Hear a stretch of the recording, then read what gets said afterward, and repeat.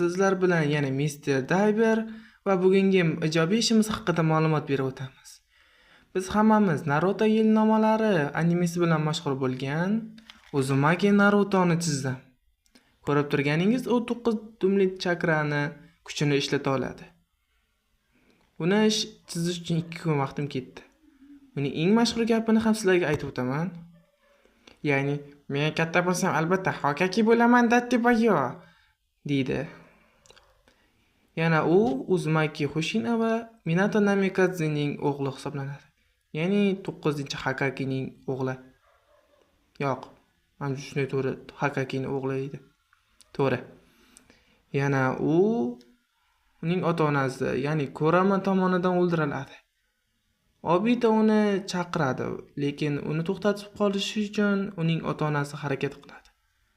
Uning uchun eng katta bel bog'lagan odam, ya'ni Minato Namikaze hisoblanadi. Ya'ni ba'zi bir ma'lumotlarni bilishni xohlasangiz, Naruto animesini boshdan oxirigacha ko'rishingizni maslahat beraman. Va aytib berganimda qiziq qolmaydi.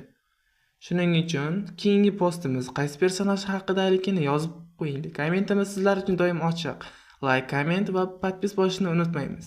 Bizni kanalga obuna bo'lib qo'ying. Keyingi postlarda ko'rishguncha.